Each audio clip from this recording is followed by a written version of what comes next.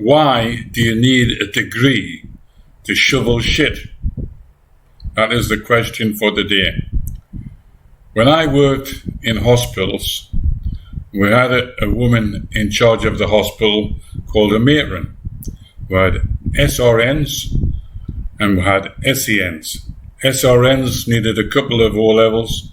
SENs didn't need anything. The hospitals were clean. In the morning, SENs used to feed, change the clothes, change the bedding, move all the beds over to one side, sweep, mop the floor, move all the beds to the side, and finish the job cleaning. Everything finished. Later in the day, the matron come round. If there was anything out of place, they would kick us. Everybody was frightened of the matron, but she ran that hospital. She had a little office staff, wages clerk, secretary, not many people, and she ran the whole hospital. What did the British government do? They stopped SENs, and they were the backbone of the hospital. They did all the jobs. So the government subcontracted and made trusts, bring a company in called Serco and Group 4 Security and other companies, privatisation. But it was jobs for the boys. And the first thing they did was get rid of a lot of staff. And they got rid of SENs. Crazy. And they upped the standard to be a nurse, where you need a degree. So the nurse had to go cap in hand and pay for her degree and pay when she went to work. They've got nurses literally by the balls. If you got balls anyway. So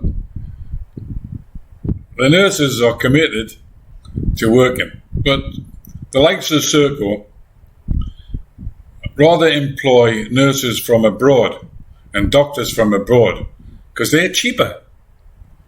They're a private company and they want to make money. So they don't want a trained British nurse or a trained doctor from the UK. They rather bring in immigrants. When you look, they run the hotels for asylum seekers. Look at the staff. They're all foreigners. Spot the Englishmen. They're not there. It's all foreign workers. And Serco, okay? So, all these trusts, it's jobs for the boys. They get massive wages, many higher wages than the Prime Minister. Can you not see what's happening? Take the blinkers off. Open your eyes. You're being screwed in the United Kingdom. Totally. So, a company like Serco, you can't get rid of them.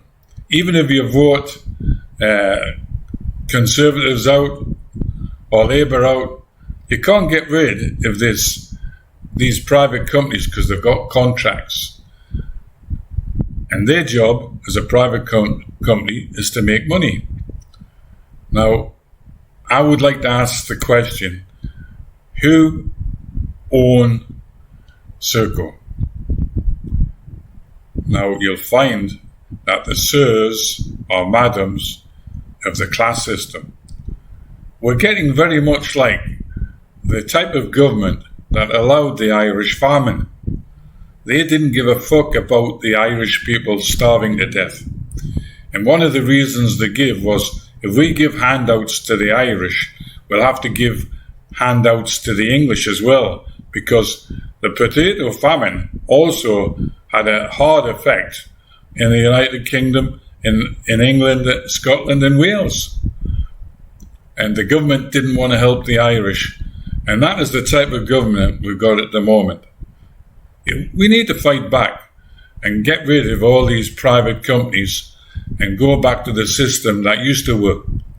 A matron in charge of a hospital, and back to the cleanliness, and not get rid of the Indians, but get rid of the chiefs, the management. You can have 20 Indians for one manager. Now to change the system. Vote PP Party. I'm coming back. I'm going to help you change. The civil servants run this country. They are very clever. They have sold their work to Serco, Group 4 Security, and companies like that, and have kept their jobs. So all they do is sit on their fat arses and do nothing. Who is running all the show? Serco. I wonder who gets the backhanders.